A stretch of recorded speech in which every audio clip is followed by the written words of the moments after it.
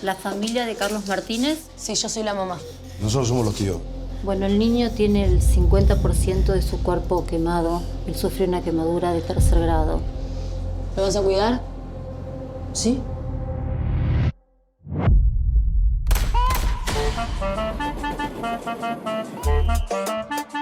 Vos sos bueno, te tienen fichado. ¿Sabe quién es el que está allá? Madoni. ¿Qué tal? Me gusta el pibe, juega lindo. ¿Dónde viven estos? En el Fuerte Apache. Suena el teléfono, me cambia la música, nuestro querido Gustavo. Es la serie del momento aquí en nuestro país. Se estrenó en Netflix Apache y estamos en comunicación con su director. Gracias desde ya por atendernos. Israel Adrián Caetano, un aplauso para él. Qué presentación, ¿no? Hola, ¿qué tal? Buen día, ¿cómo les va? Hola Adrián, ¿cómo estamos? Acá estamos Erika y Alejandro, queríamos charlar y realmente Israel Adrián Caetano, ahí está tu nombre completo, queríamos realmente, más que nada, más que charlar, agradecerte el genio que tenés arriba de esa cabeza para poder cranear todo lo que has hecho y lo que haces, porque no debe resultar fácil llevar a la pantalla las historias que has llevado y máxime, mirá la palabra que uso, máxime un héroe como el que hoy tenemos, como es Carlitos Tevez. Pero bueno, eso como la punta del iceberg para empezar a charlar con vos. ¿Cómo te va? Bueno, muy muchas bien. Gracias por el halago. No, por favor. Bueno, lo decía Erika, estreno de hace unos días nada más. Sí. Empezamos por lo más reciente, Erika, que es la historia del gran Carlitos. ¿Cómo llegó a tus manos la idea y a tu cabeza también la idea de poder llevar a la pantalla chica y grande la historia de Carlitos Tevez, Adrián? Mirá, vos sabés que allá por el 2006 o un poco antes, creo, tal vez me habían convocado de una productora para hacer una película con la vida de él. Era una época donde internet apenas que recién arrancaba, no había el furor de las series, no había streaming, por eso me llamaron para hacer una película. Era la época aún de las películas. Estaba la televisión de aire, las películas y no había mucho más.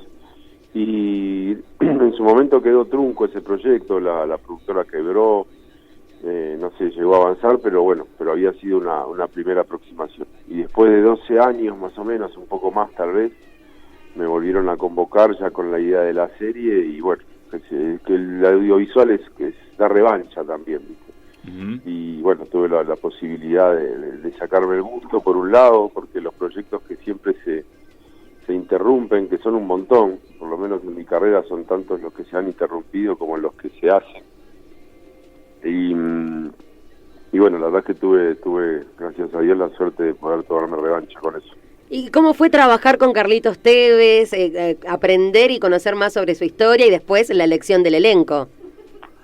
Y todo proyecto es un aprendizaje, es una convivencia, todo proyecto de alguna u otra manera es un cacho de vida que uno deja importante. Vos ponete a pensar que en este caso a mí me llevó un año desde que vino la productora hacia mí. Fue un montón de tiempo, desde que llegó la productora y nos empezamos a trabajar, nos pusimos a trabajar hasta que se estrenó, pasó un año. Un año es poco tiempo, incluso te digo, para pergeñar una serie. O sea que de ahí para arriba, imagínate lo que uno deja cada vez que aborda un proyecto, y después sos como que mutás también, porque después te mandan a hacer otra historia en otro país, de otra persona o de otra ficción, y también es como que te tenés que setear la cabeza en otro lado y arrancar de nuevo. Entonces la verdad es que lleva un montón de tiempo construir eso.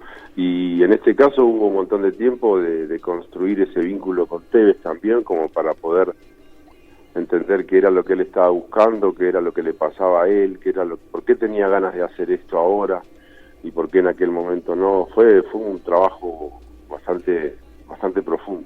Israel, supongo que vos te centraste, corregime si me equivoco, te centraste en una etapa de la historia de Carlos que la gente no conoce, porque, a ver, los goles, los pases, que lo compraron, etcétera, todo eso, uno se mete en YouTube y ya lo encuentra, pero hay una etapa de semejante personaje que no estaba presente. ¿Vos te centraste ahí por eso, por todo lo que faltaba contar de Carlos? Sí, por varias razones. Primero porque la infancia es algo que nos reúne un poco a todos los seres humanos, ¿viste? Es algo que todos tenemos en común, la infancia. Por ejemplo, cuando uno se pone a hablar con alguien desconocido, siempre aduce o a gente que tienen conocida en común o a recuerdos de la infancia. No hay mucho más para hablar cuando uno entabla conversación con un desconocido. Por un lado era eso, me parecía que era un lugar bastante popular de convocatoria, hablar de la infancia de uno mismo, en este caso de Carlos Tevez. Y por otro lado, sí, pasa un poco eso que vos decís, había algo mítico respecto a de dónde había venido Tevez. Tevez vino de Fuerte Apache, claro. Tevez tuvo una infancia dura y no mucho más, y anécdotas sueltas por ahí, o alguien que escribió un libro, bueno, el Chavo Fuchs había escrito un libro sobre él, había varias personas que habían hecho documentales y qué sé yo, pero de repente tampoco con esta llegada que te permite la ficción. La ficción es una herramienta enorme para poder hablar de la realidad, mucho más incluso que la realidad misma, convoca más, es incluso hasta más objetiva a veces con sus subjetividades que un documental, porque en un documental uno también manipula el material, Claro. No es que un documental es más objetivo, más bien todo lo contrario, va disfrazado de objetividad, pero es algo muy subjetivo. Uh-huh. Entonces, me parecía que la ficción es la que más te permite generar emociones, generar situaciones. Cuando Carlos refería a momentos de su infancia, eran momentos como emotivos a los que él recurría. No solo eran anécdotas, no hablaba de goles, no hablaba de partidos que ganaba, no hablaban de eso, de sus amigos, de su familia, de la escuela, de cuando iba a jugar, del peligro, de eso. Entonces me parecía que para emocionar, para lograr emocionar al que estuviera viendo esa vida de él, era mejor herramienta la ficción.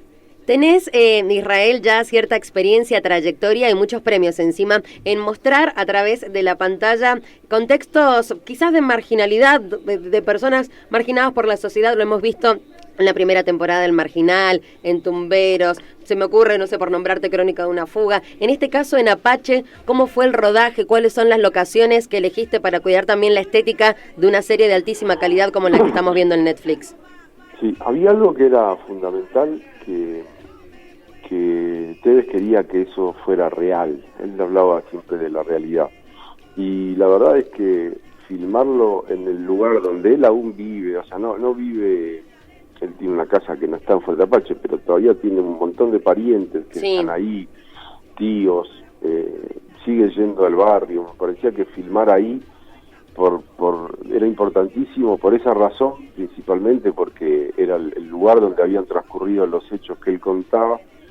Y por otro lado también me sedujo desde el lugar de realizador, que nadie había filmado ahí todo nunca. Ajá. O sea, habían hecho alguna cosa que otra, pero nadie se había metido ahí realmente a fotografiar, entre comillas, ese lugar, ese espacio. Era un lugar para el ojo del espectador nuevo.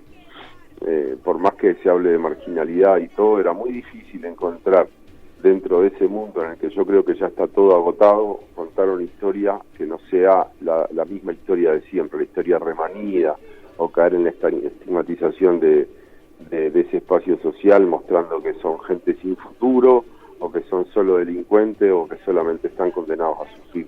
Me parece que Tevez también me permitía darle una mirada un poco más fresca a lo que cada vez se pone más oscuro. Me parecía que estaba bueno que en esa oscuridad hubiera un personaje con luz, como en el caso de Carlos y la contención familiar y de todo eso de que hasta ese momento no se había hablado. Y todo eso en el marco real donde él había nacido, me parece que ganaba un montón, que él convertía que la serie tuviera un fundamento que amén de que sea ficción, tiene una realidad en la cual está afincada que es enorme. Israel, uno supone que como artista, vos como realizador, como creador, sos multitask, tenés varias fuentes de las cuales nutrirte, pero a nadie se le escapa que ya te has convertido desde hace rato en una especie de referente, como decía Erika, de este lenguaje de lo marginal, del que antes no era protagonista, de esos lugares que antes no se mostraban, el sufrido, el que tuvo una infancia difícil. ¿Cómo llevas esto vos sobre tus hombros? ¿Lo sentís como una responsabilidad? ¿O sos una persona libre que de pronto puede despojarse de esto y arrancar hacia otro rumbo? Un poco las dos. Responsabilidad, no. Sé que es un lugar que yo desde el principio que empecé a hacer cine, porque lo abordé a través del cine, mucho después fue con la televisión, fue con naturalidad. O sea, la verdad es que no tenía ningún tipo ni de fascinación por las clases bajas, ni por los pobres, ni por la marginalidad, ni por los trabajadores, ni tampoco nada morboso, ni mucho menos. Me salió, qué sé yo, me salió de manera muy natural.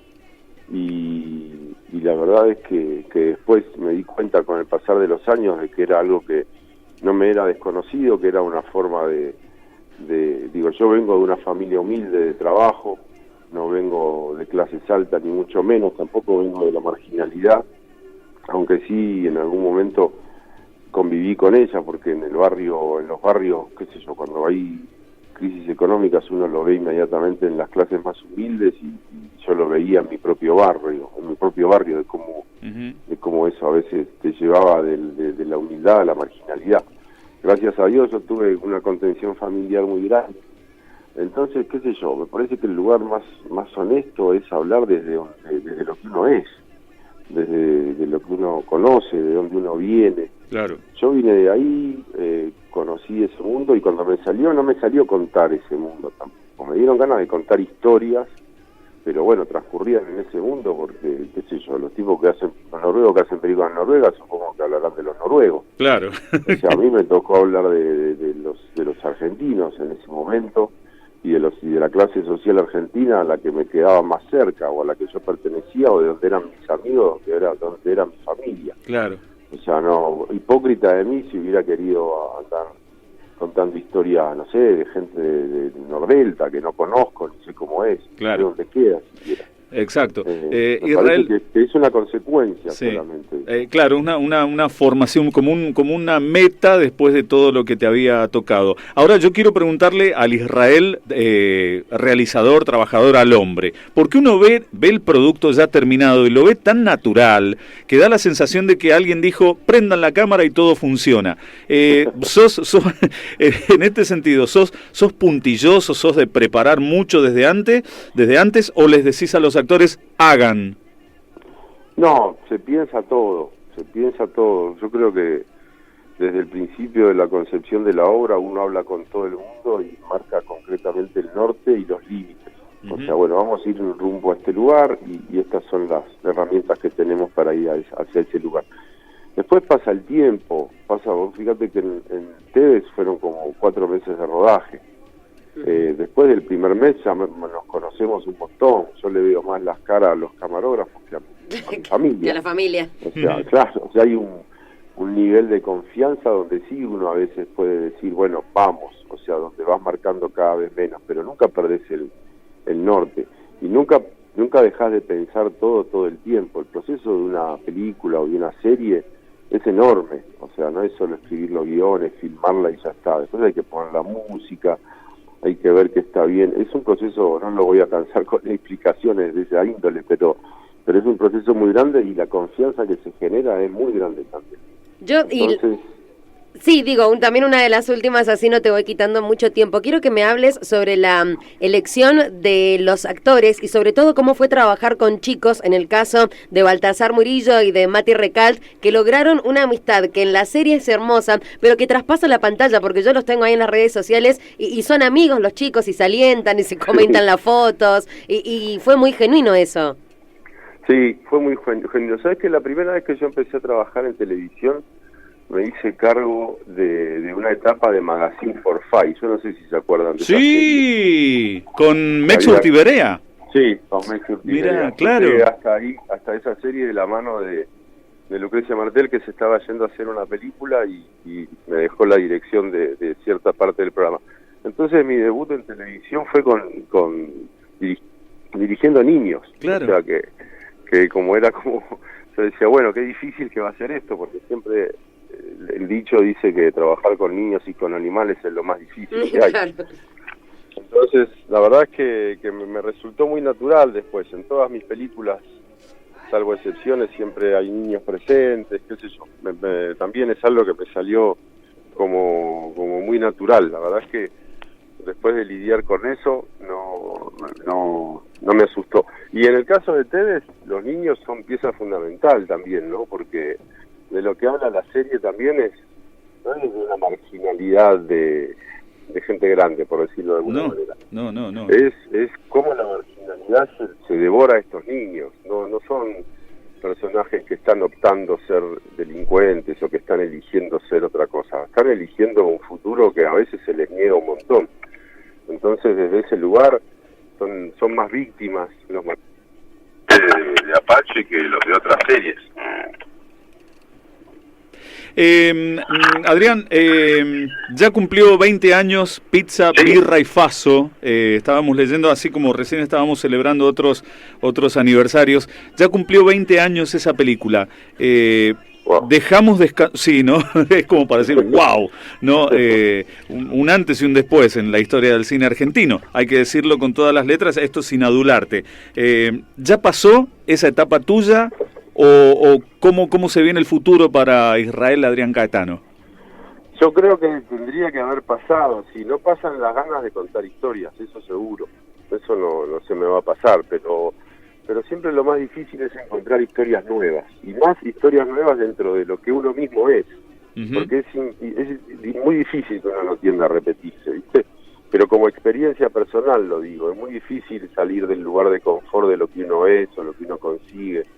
O al lugar, la verdad es que yo vivo tratando de escaparle a ese lugar, cada vez es más difícil, ahora con esta andanada de series de televisión que han dejado las películas muy en segundo plano, es mucho más difícil aún, pero sí, siempre estoy tratando de buscar una historia nueva que me sorprenda. En el caso de ustedes era una deuda también, era una revancha que tenía que tomarme porque era otro momento de mi vida. Incluso en esa época yo ya no había pasado por series como El Marginal u otras historias que tenían que ver con eso, pero la verdad es que sí, estoy tratando de buscar algo nuevo, no sé qué es todavía, estoy tratando de ver qué aparece y estoy tratando de ver qué puedo inventar en función de eso.